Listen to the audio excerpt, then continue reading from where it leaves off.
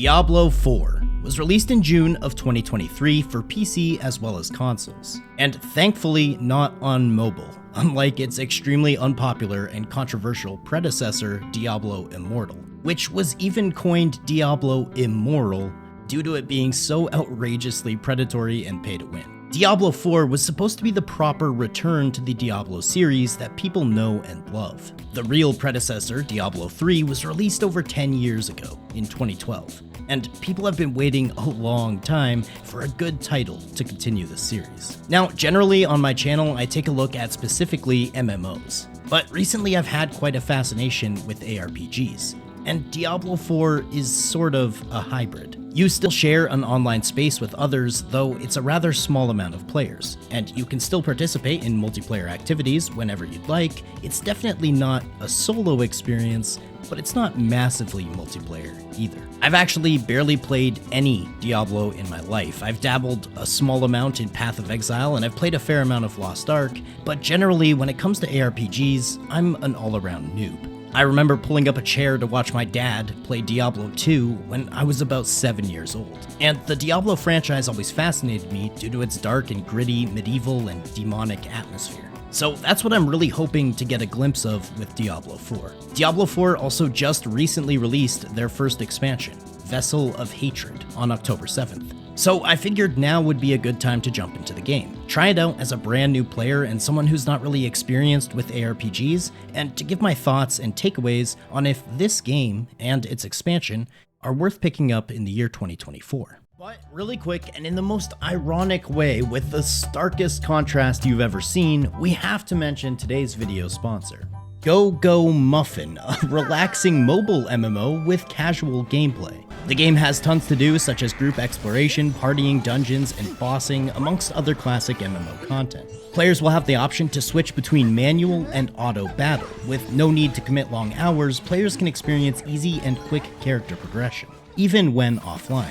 Go Muffin is currently in its second closed beta testing until November 21st, and you can pre-register for the actual release on December 3rd. Featuring 5 iconic classes and a companion to fight together with, through idle gameplay, players will be rewarded with an abundance of resources even when they're away.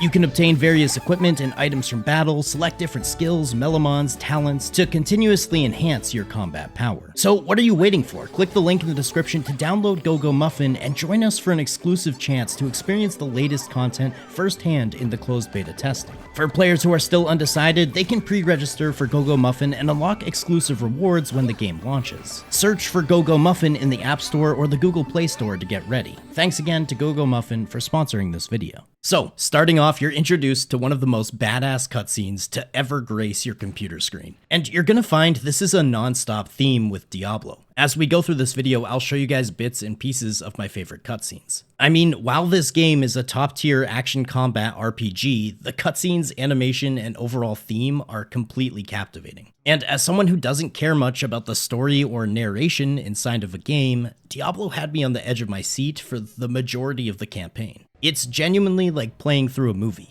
A deeply disturbing horror movie, but still a movie. Now, I bought the Vessel of Hatred expansion before trying the game. You can get this along with the base game as a bundle deal, and as someone who's completely new to the game, I don't really know all the intricate details and changes that happened with the expansion. So I'm just going to be reviewing the game from my point of view, which does include the expansion. So, into character customization, you're offered a choice between 6 different classes: Barbarian, Necromancer, Sorcerer, etc. However, for some reason, only one of the classes featured a trailer, for the Spiritborn. I didn't realize this at the time, but that's because this is the newest class, which was just released with the expansion.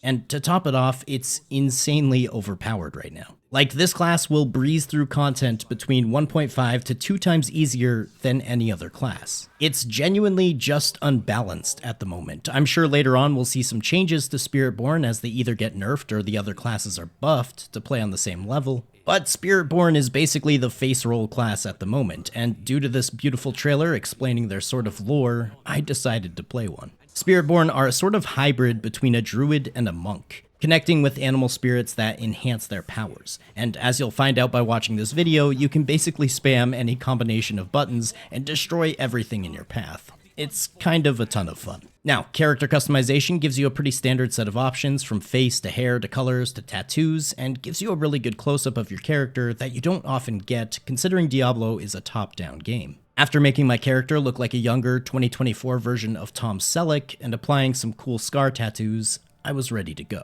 The game introduces you to the current season, of which we are currently in Season 6, and it asks if you want to be a seasonal or a hardcore character. Basically, seasons in Diablo work like this. During a season, there are certain world events or things that might happen throughout your playthrough that won't be available in the main game. The seasons are also intricately tied to the Battle Pass, and through completing seasonal activities, you can complete the Battle Pass. After that season is over, your character is then transferred to the main game known as Eternal Realm. Seasonal characters don't necessarily gain any more experience or any benefits beyond the world events and being able to utilize the Battle Pass system. I actually really like seasons. I think it's a great way to get people back into the game and starting new characters and new builds in order to participate in some of the limited time awards that might be available on the Battle Pass. Each season lasts about 3 months, so it gives you plenty of time to work towards those goals. Now, I chose not to play as a hardcore character considering I'm basically brand new to Diablo. And finally, the game asks you to choose a difficulty, of which currently only normal and hard are available to me. As you change your difficulty within the game, you'll receive more and more rewards such as experience and gold and drop rarity. I started on normal, but trust me, throughout this video, I changed my difficulty many times.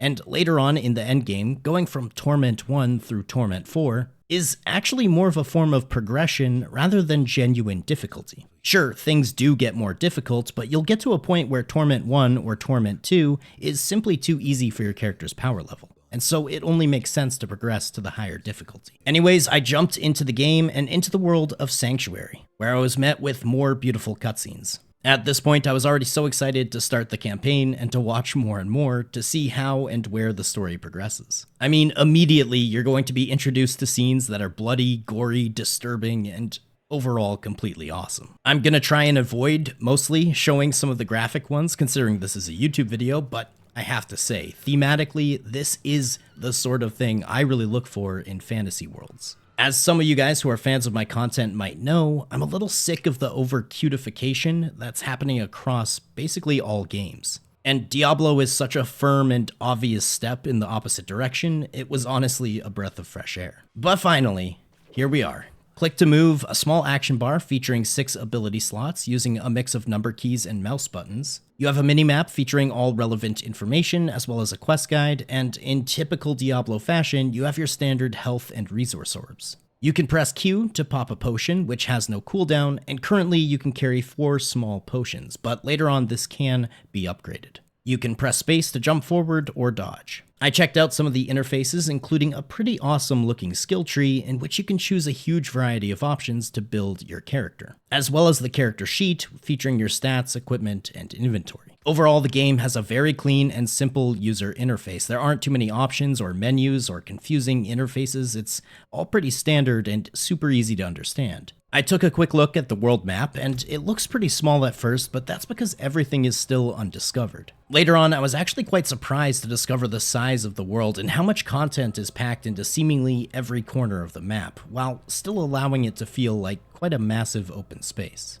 I made my way forward and participated in my first bit of combat against some wargs. Currently, I only had 1 ability slot available, which was just my basic attack, using left click. There's tons of breakable containers around, which will drop gold, potions, and sometimes materials. And I made my way to the town of Nevesk, and your character's voice acting will narrate you through the game, sort of in a Witcher style as he makes observations about the world. Apparently, this village is being pestered by some demons in the ruins to the north. After going through some dialogue with this woman, you're given enough experience to take you to level 2, which gives you an ability point that you can apply in your skill tree. I spent a while looking through these 4 abilities that I could spec into, and trust me, not too much later on, I decided to find a build online to follow. But in the beginning, I just kind of went with what sounded like the most fun. So I chose the ability Withering Fist, which would apply poison to enemies. I fought some skeletons on my way to the ruins in the north and got myself a new pair of gloves. Now, inside these ruins is a small map, and this is how a huge portion of Diablo's content takes place. You go into an instance or a map that's separate from the main map, and it will be chock full of enemies, bosses, events, puzzles, loot, etc.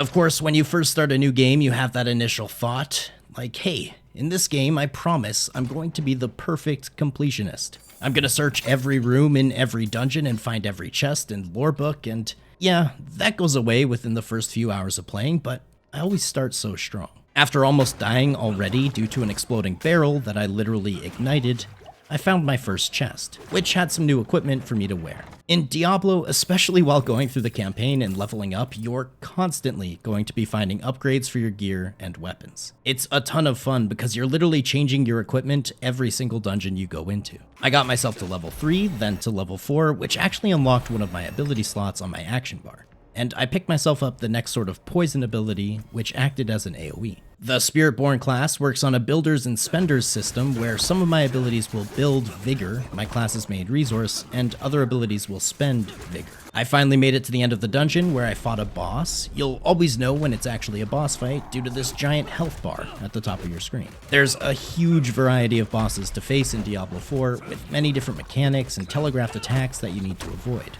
Though, honestly, going through the campaign, especially as a Spiritborn, makes most of these a fairly simple experience, especially on normal difficulty like I was now. Afterwards, I made it back to the village to tell the townspeople that they are now safe from the demons in the ruins. And they're so damn happy about this that they decide to get me absolutely tanked. My character dances just as awkwardly as I do in real life, so I was really beginning to feel a personal connection here. Unfortunately though, the townspeople actually poisoned me before a creepy guy picked me up and took me away on his cart to his creepy little hut, where he decides to feed my character the blood of Lilith, who is basically the main demon that helped create Sanctuary.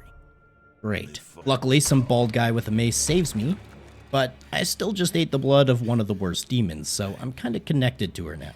Not ideal. But afterwards, I began following along with the story and leveling, which so far was an extremely fast experience. Along the way, you're gonna find different ways to interact with the world, such as traversal objects, you can duck, climb, jump. You'll also find shrines throughout the world like this one, which will give you a temporary buff. And also, there's resources that can be gathered for use in crafting and upgrading items later on. Around level 5, I made it to the first town, Kiovashad, and here I unlocked the waypoint, which acts as the fast travel system. There are many towns in Diablo 4, some of them are just small little areas with a couple of NPCs like a blacksmith and a jeweler, while others like Kiovashad are much bigger, including every type of NPC or resource you could possibly need. At this point, the game gives you your first mount, which is pretty awesome, as I think this is the first time in the Diablo franchise there's actually a mount system. It's pretty standard. You get a mount, which has some abilities to speed up, and you can buy or earn cosmetics to change what type of mount you're using or what kind of armor they're wearing. Afterwards, you're also introduced to your pet, which you can also modify through cosmetics, and your pet will auto-collect gold and materials that drop while you're playing.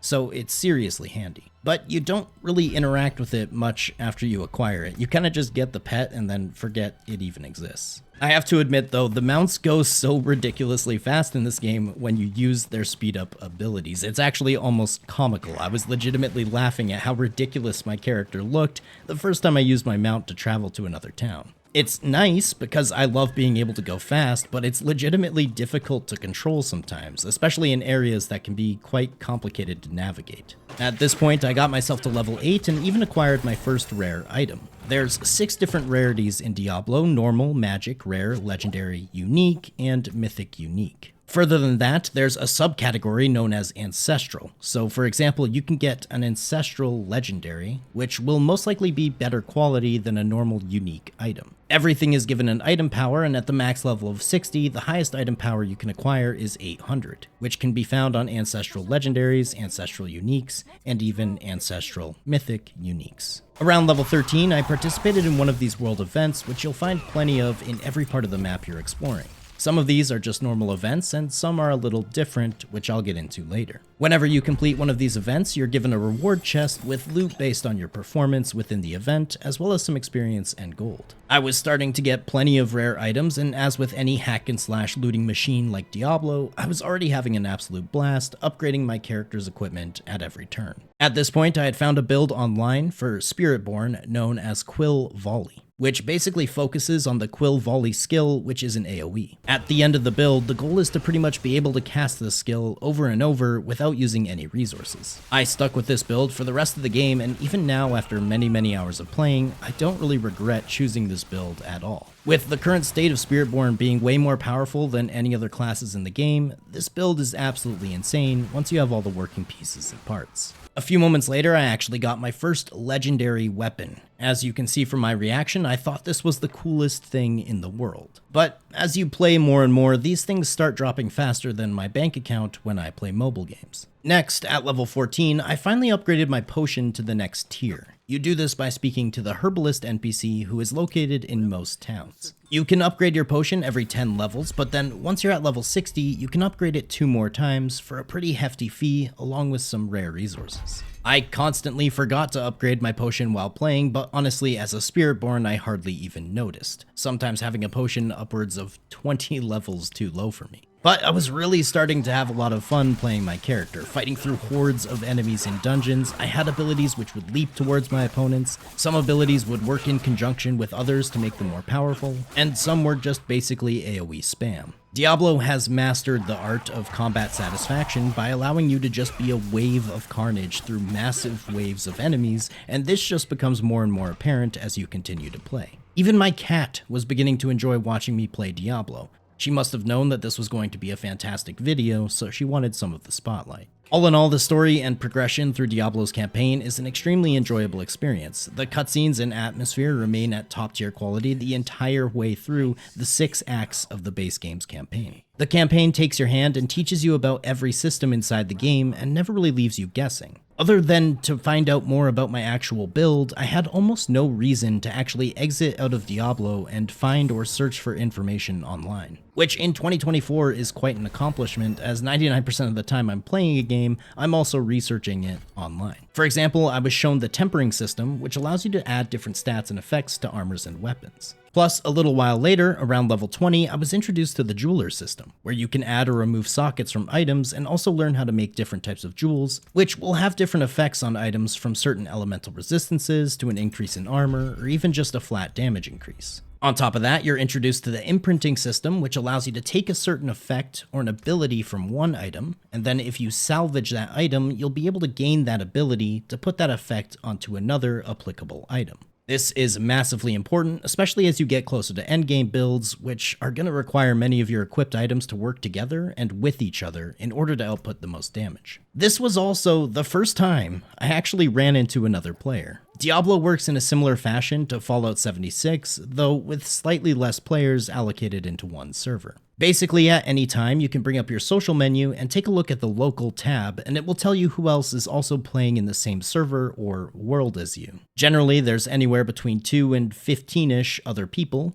and you might run into them if you're out in the world doing popular events or seasonal activities, but mostly you just see them hanging around towns or points of interest. Like I said, it's not really an MMO, but it kinda is, but it's not massively multiplayer, it's different. Anyways, around level 24, I was finding the game to be far too easy, and decided it would be a good time to try out a higher difficulty. In all of the main cities or hubs in Diablo 4, you'll find one of these huge statues marked by this image on the minimap. And here you can change your difficulty, so I set mine to hard, and honestly, it wasn't even much more difficult, but I was now receiving increased gold and experience. After that, around level 25, I finally decided to do my class quest, which was located halfway across the world and was actually available to me at level 15, but I put it off due to how far away it was. And this is actually where I died for the first time. The boss to complete the class quest was, so far, the most difficult thing I had encountered. I did get him down on the next try, though. As a Spiritborn, all of your skills are basically sectioned off into 4 categories, one for each of the spirits. There's Jaguar, Eagle, Gorilla, and Centipede, each having their own sort of theme and style, and by completing the class quest, you unlock the Spirit Hall, where you basically can choose 2 of the 4 spirits to attune with. And by doing so, you unlock extremely beneficial passives that will work in conjunction with your skills and abilities of that style. You can also change this whenever you want, so it's not too weighty of a decision and you can constantly play around with different ideas. But I continued leveling, watching amazing cutscenes. In almost no time, I was level 30. A while later, I got to level 40. At this point, my amulet had an AoE ability which attacked all of the enemies standing around me every time I used my evade or dodge ability, of which I had 3 charges of. This was an absolute game changer, as I was completely demolishing entire hordes of enemies everywhere I went, and I was hardly even using my abilities. I was just dodging. The amount of build customization in Diablo is pretty awesome. Obviously, there's going to be metas and certain builds that are just objectively better than the rest, but you can have a ton of fun coming up with your own ideas through mix and matching all of the different systems available. At one point, I came across a village which was overtaken by demons, and by conquering the village, I actually unlocked an entire new town, along with a waypoint. Doing these also grants you a ton of renown within an area. Every area has a renown system where you gain renown by doing side quests, events, dungeons, etc. And further renown will unlock skill points and potion slots. It's really an important part of your character's progression. Around level 40, I also began my descent unto the Gates of Hell, which, unbeknownst to me at the time, would feature one of the most insanely well done and beautiful cutscenes I've ever witnessed in a video game.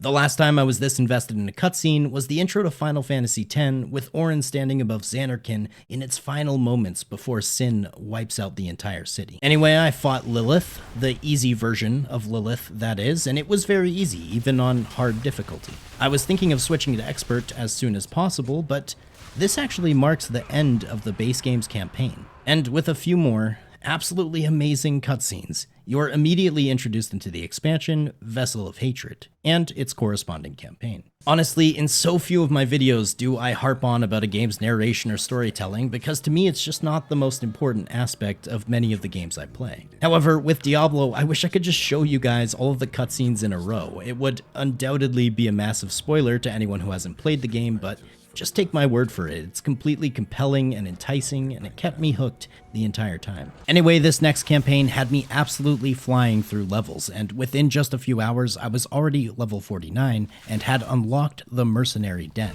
Basically, you can unlock different mercenaries and hire them to follow you and aid you in combat throughout the entire game. You can level up every mercenary, which will give you rewards, and unlock their own skill trees that you can customize as well. Around this time, I also learned about runes, which was an addition to the socketing system added with Vessel of Hatred. Basically, each rune has an effect, but when you combine different types of runes on the same item, it will create what's known as a rune word, and it will have another separate unique effect. Similar to gems, these also have their own crafting system for you to make your own runes. Though for me personally, I got all the runes I needed, mostly from drops. Now, although I was playing on Expert now, I came across a boss which caused me a ton of issues. I died time and time again, trying different strategies, using different potions, even switching around my spirit hall to reflect more survivability, but I just could not take down Bulan. So I switched the difficulty to normal and took him out in about 3 seconds. Apparently, this boss was actually a struggle for quite a few others from what I was reading online, and honestly, I didn't struggle with any other bosses in the campaign after that, even when switching back to Expert difficulty. But finally, after about 10 to 12 hours of gameplay, I had finally finished the main campaign, as well as the continuation of the story into the Vessel of Hatred campaign, which ended off with, of course, amazing, awesome cutscenes. It's hard to tell this is even animation. But finishing this campaign aligned completely with getting myself to the max level of 60. Now, this is where Diablo truly begins. You see, at level 60, you unlock the Paragon system, which, as far as I can tell, the whole leveling system has been drastically reworked with the newest expansion. Before, you were able to go up to level 100, and Paragon points worked differently. But now, however, at level 60, you get the Paragon system, which includes a further 300 levels, or Paragon points, that you can acquire. These Paragon points are then unlocked for every character you have on the same realm. So for example, if I'm Paragon level 100 and create a new character like a Barbarian, he will also have 100 Paragon levels to work with. And thus, he'll be much more powerful than an actual brand new character. The system seems pretty complex and allows you to apply buffs to your character across many different boards that you can choose from. Furthermore, you'll start to loot glyphs from enemies, and these glyphs can then be applied to your Paragon board for even further benefits. If you're anything like me, you'll probably want to look up a guide for your build, because I hate feeling like I'm making the wrong decisions. However, similar to the skill system and many other systems, it's extremely easy to refund. One thing Diablo really does well is allowing you to constantly change and play around with your character's build without it being too much of a cost or detriment to your current progression. At this point in the game, though, your main quest is finished. Diablo does a great job of pointing you in the right direction for some of the endgame content that you should dive into, of which there's actually quite a lot. First up, I went around and did some quests to unlock the other mercenaries available in the game. Currently there are 4 available, and depending on your build, you might change these up, because they all have their own abilities and skill lines that you can specialize into. Finishing all these quests actually took me all the way to Paragon level 23. The first Paragon levels go by extremely quickly, but this is a system that ramps up immensely the higher and higher your level is. If you're at all familiar with the 92 is halfway to 99 system for experience in RuneScape, this is much the same, with Paragon level 282 being the midway point in terms of experience on the road to level 300. At this point, I was able to change my difficulty to Penitent. This is unlocked as soon as you finish the campaign, and further difficulties will be unlocked through a system known as the Artificer's Pit, which I'll get into a bit later. But next, I was directed towards the Undercity, which is basically a timed dungeon. You have a set amount of time to race through 3 separate floors of the dungeon, and by completing rituals along the way, you guarantee yourself more and better loot at the end. Throughout this dungeon, there will be various monsters and events which will actually grant you extra time within the dungeon. Furthermore, you can receive items which you can sacrifice outside of the dungeon to increase its difficulty, and thus increase the rewards as well. And next up, I decided to try out Nightmare Dungeons. Basically, any of the dungeons in the open world can be turned into a Nightmare Dungeon by using a Nightmare Sigil for that corresponding dungeon. These sigils are a self-perpetuating resource, so basically you get more sigils by completing Nightmare Dungeons. They're pretty much exactly the same as the normal version of the dungeon, with a few changes or afflictions that will make them slightly more difficult. Completing Nightmare Dungeons rewards experience, masterworking materials, as well as obols, which is an extremely important resource that we'll get into later as well. This is also a great way to go around unlocking the remainder of the map and finishing up map completion, as once you unlock a Nightmare Dungeon using one of your sigils, you'll be able to teleport directly to that dungeon. At this point, I got myself a new cosmetic mount. I would now be riding around on an armored dark leopard, which is pretty awesome. Now, doing some of these Nightmare Dungeons actually rewarded me with a currency known as Artificer's Stones. You need 3 of these stones to open up a portal to the Artificer's Pit, like I mentioned earlier. The first time opening the pit, you have the option to attempt Tier 20, which is set in the Torment 1 difficulty level. And by completing it, you'll actually unlock Torment 1 difficulty for the rest of the game. The Artificer's Pit is a giant map filled with mobs where you'll need to find a portal and a separate map once again filled with mobs, and by killing enough mobs in the second map, you'll once again open up a portal which will take you to a boss. This rewards XP, materials, obols, difficulty, allows you to level up glyphs, which are an item you place in your Paragon board. So suffice to say, the Artificer's Pit is an extremely important aspect of character progression. Unfortunately for me, I ended up failing my first attempt on Tier 20, so I figured I should do something else to progress my power a bit more before I try again. This is when I realized the build I was using seemed to have more skill points assigned than I actually had available. If you remember the renown system I mentioned earlier, you gain renown by exploring the map and completing strongholds, dungeons, quests, discovering areas, unlocking waypoints. But every zone has 5 separate rewards for gaining renown in that area, including skill points, potion slots, paragon points, and more. Basically, for completing the 3rd tier within every zone, you would unlock 1 more skill point, meaning I was basically missing 6 available skill points, which is quite a lot. So I decided to go around to every zone completing these tasks in order to unlock my final skill points. Within seemingly no time at all, I was already Paragon level 50, and honestly, this map exploration and grinding in different zones was a totally fun way to enjoy the game. There's tons of quests, new dungeons, and unique areas to explore, and constantly moving and traveling throughout each of the maps allowed for the gameplay to feel constantly changing, and it was just a really good time. It took me about half an hour to unlock my first renown reward in the Skosklin area. This reward granted me increased potion capacity, so super useful. While continuing to work in Skosklin, I stumbled across my first Realmwalker event, which is a piece of content that's actually unique to this current season. You basically follow this giant beast around a map, slowly chipping away at his health, and once you eventually take him down, you unlock a portal into the Seething Realm, which is currently the only way to get items known as Seething Opals, which basically act as really powerful temporary buffs, which might grant you increased bonuses from killing enemies, like experience, loot, crafting materials, etc. Around Paragon level 56, I got the skill point for the Skosklin area. At 64, I unlocked the skill point from the Fractured Peaks. Then the Dry Steppes at 69. Nice. I finally bought the last upgrade for my potions, which cost me a staggering, at the time, 5 million gold. Then I got the skill point from Kejistan and finally Nahantu, meaning I had all the available skill points in the game. And at this point, I was Paragon level 84. This allowed me to slightly respec my character into a more powerful build, along with all my bonuses from the 50 plus Paragon levels I had achieved since my last delve into the Artificer's Pit. I figured I was ready to try and unlock Torment 1 difficulty again. And I did, very easily this time. Now, after unlocking Torment 1, you also gain access to a new piece of content called the Inferno Hordes, which you can find at the literal Gates of Hell. You can access this content by using a horde compass, which will dictate how many waves you go through. Hordes are exactly like they sound, extremely spammy, extremely click-intensive waves of combat, which will get more and more difficult as you progress through each wave. At the end of every wave, you're given a choice between 3 debuffs, or challenges, or modifiers, which will usually make the next wave more difficult. However, depending on your choice, it will reward you with more Aether, which is the currency you collect while completing hordes that you spend at the end in order to get rewarded.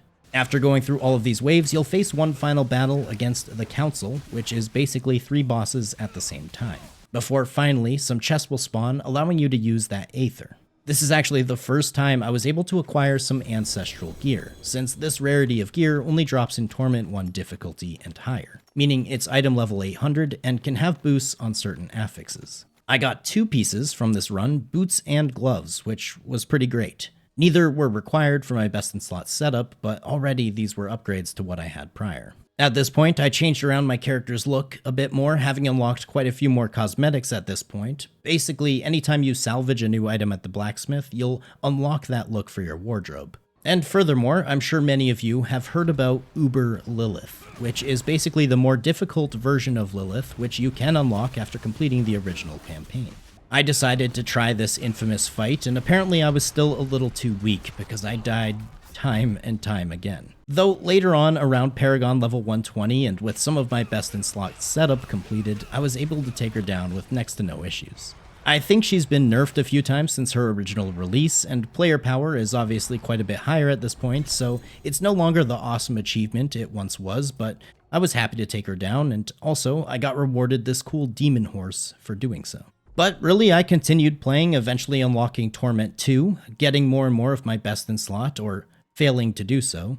If you remember those O-balls I talked about earlier, they're a currency which allows you to roll on any item slot at a specific O-ball vendor. And here you have a chance to get your best in slot items, though they are exceptionally rare. I kept grinding for my weapon, the Rod of Kapeke, which I finally got, though I rolled a bit unfortunately, and it's not really the best version it could be. Basically, every ancestral item comes with a select amount of greater affixes, which is why you see this star beside this effect. If you have all of the effects with stars, that would be considered a really good roll for your item, as it'll have the best and most powerful benefits. But really, around Paragon level 146 in Torment 2 difficulty, I can't wait to keep playing. But let's talk about Diablo 4. Especially with this new expansion, is this a game you should be looking to try if you haven't already? And if you have played prior, is this a game you should return to now that we're in Season 6 with Vessel of Hatred out?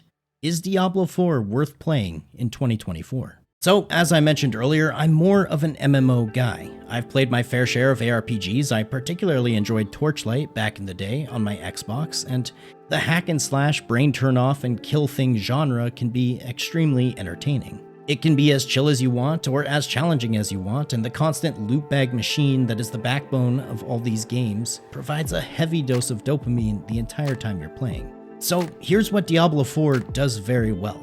First of all, the story, the setting, the theme, the cinematics, the sound design, the overall and complete artistic feel and vibe of this entire game is basically a one-to-one copy of exactly what I'm looking for. Dark, gritty, doesn't shy away from anything, a nice mix of heroism, horror, blood and gore, drama, and even a few moments of much-needed humor make this game a complete 10 in my books in terms of atmosphere.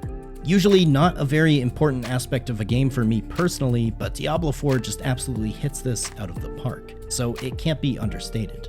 And in my opinion, even though I'm admittedly a bit of an outsider to the franchise, I would say that this title totally lives up to the Diablo standard, especially in terms of story and appearance.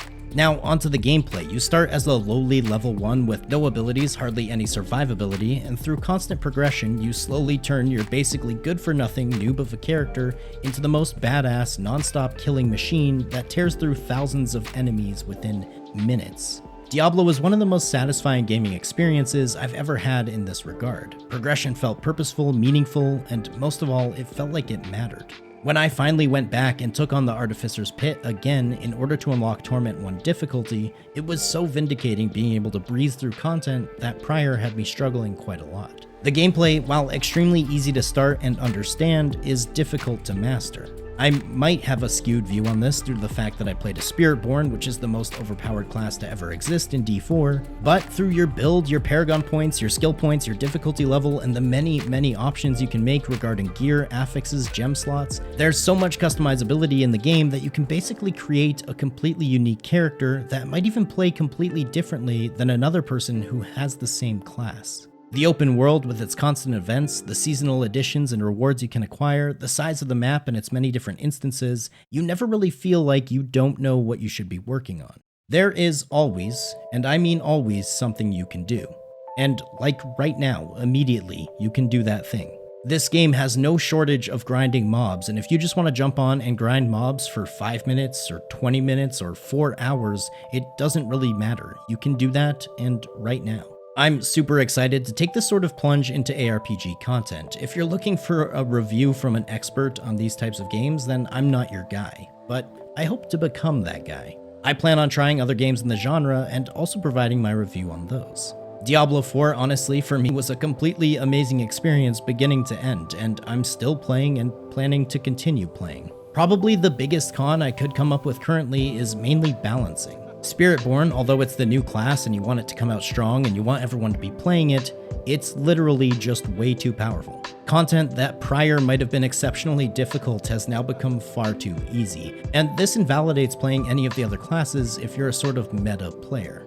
Another con that I could potentially see, though it's hardly the case for me personally, I could imagine that newer players might feel overwhelmed with all of the endgame systems. It only takes about 10 hours to actually reach the endgame where you start getting involved with all of these systems, and although I found it fairly easy to understand, I also play quite a lot of video games and interact with a lot of systems. Many times you have to look to the lowest common denominator when designing a game, and I could potentially see how this might turn away some people. But besides that, I'm extremely excited to check out more ARPGs and to continue playing Diablo. Was it worth the money I spent purchasing the game? Absolutely. I sunk about 60 hours into the game in just about 5 days. Anyway, I hope you guys enjoyed my playthrough and my review here. I hope you found it insightful, especially if you're looking at purchasing Diablo sometime soon. I want to say a massive thank you to everyone who made it to the end of the video, and don't forget a like, a comment, a sub. Those things help a bunch. And if you really enjoyed the video, consider becoming a channel member. Anyways, I'll catch you all in the next one. Later.